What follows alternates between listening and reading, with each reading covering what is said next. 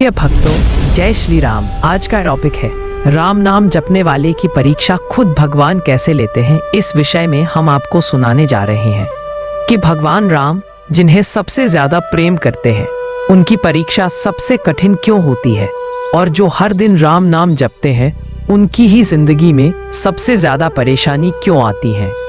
क्या ये संयोग है या कोई रहस्य है जो इस पूरे संसार में छुपा हुआ है। आज जो कहानी आप सुनने जा रहे हैं वो सिर्फ कथा नहीं है, एक परीक्षा है राम नाम जपने वाले भक्त की। एक ऐसा भक्त जिसने राम नाम को अपनी हर सांसों में जपा है, और फिर उसकी एक दिन खुद भगवान ने उसकी परीक्षा ली। और उसकी यह परीक्षा कोई साधारण नहीं थी, ये ऐसी थी कि जहाँ एक पल को भी इंसान जीवित नहीं रह सकता है। लेकिन वो भक्त ने अपनी भक्ति कठिन समय में भी छोड़ा, क्योंकि ये कहानी हर भक्तों के लिए है जो जीवन में संघर्षों से जूझ रहे हैं।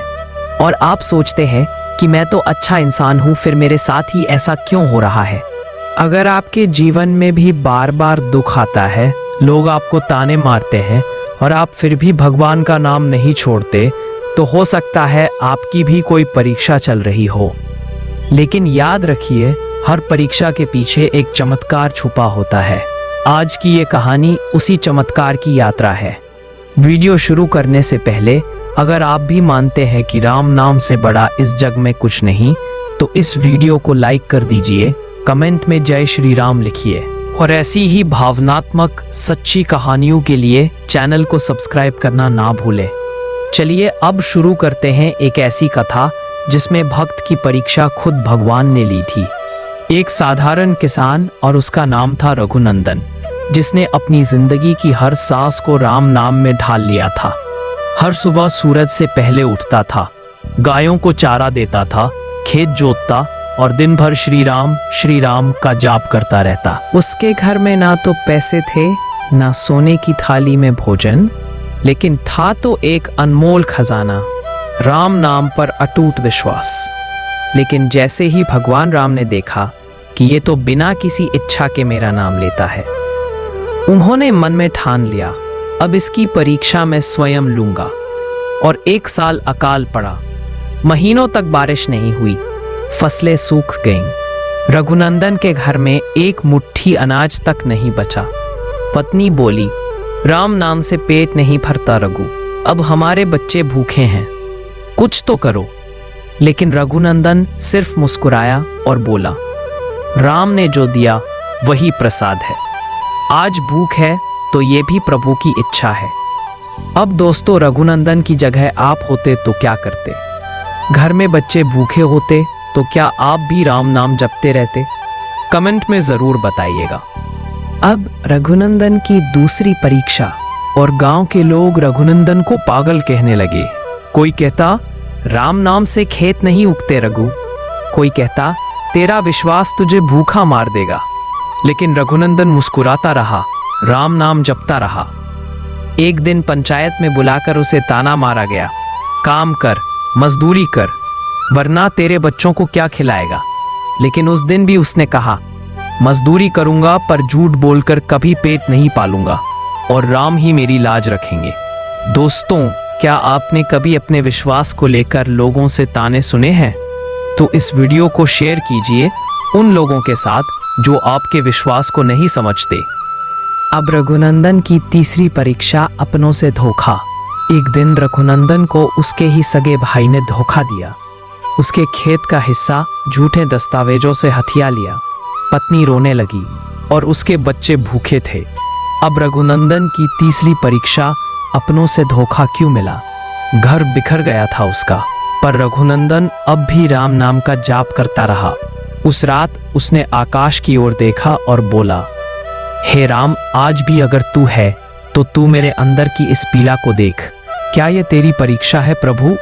और तब एक रहस्यमयी वाणी गूंजी, भक्त तू तैयार हो जा, अब अंतिम परीक्षा बाकी है, और फिर मैं स्वयं आऊंगा।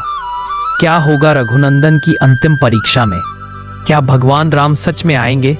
और दोस्तों, वीडियो को छोड़िए मत, अगला हिस्सा आपकी आत्मा को झकझोर देगा। अब रघुनंदन की अंतिम परीक्षा, जीवन मृत्यु की रेखा। और एक रात रघुनंदन अपने खेत में सोया था। तभी गांव में डाकुओं का हमला हुआ। उन्होंने रघुनंदन के घर को जला दिया और उसका सब कुछ तबाह हो गया और रघुनंदन धूल में बैठा हुआ भीगी आंखों से बस राम नाम जपता रहा। और फिर आसमान से एक दिव्य प्रकाश उतरा। भगवान राम स्वयं प्रकट हुए। उनके साथ थे लक्ष्मण, हनुमान जी और सीता माता। और प्रभु बोले, रघुनंदन, तू सफल हुआ। तूने हर दर्द में भी मुझे याद किया। रघुनंदन ने धन, समाज, भूख, आग, इन सभी परेशानियों का डटकर सामना किया है। तू सच्चा राम भक्त है। अब देख मैं तुझे क्या देता हूँ। रघुनंदन को भगवान का वरदान। भगवान राम ने हाथ उठाया और जहाँ रघुनंदन का जला हुआ घर था, अब वहाँ एक स्वर्ण महल खड़ा हो गया। सूखी जमीन पर फिर से हरियाली आ गई।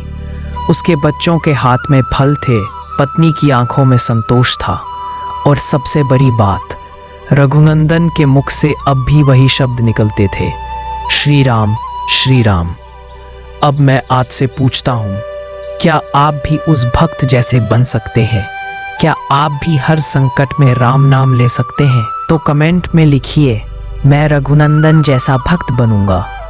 और सुनो दोस्तों, भगवान हर किसी की परीक्षा लेते हैं, लेकिन जिनका विश्वास अटल होता है उनकी जीत सुनिश्चित होती है।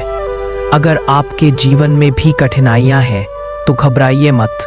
वो राम जो रघुनंदन के लिए आए थे, एक दिन आपके लिए भी आएंगे। बस नाम मत छोड़िए और विश्वास बनाए रखिए। अगर भक्तों ये कहानी आपके हृदय को छू गई तो इसे अपने दोस्तों और परिवार तक ज़रूर पहुंचाइए और वीडियो को लाइक करें, कमेंट में जय श्री राम लिखो और इस चैनल को सब्सक्राइब करें, क्योंकि ऐसी कहानियां आपको और आपके विश्वास को और मजबूत बनाएंगी। और हाँ, अगली बार जब संकट आए तो डरिए मत, क्योंकि भगवान शायद आपकी परीक्षा ले रहे हों।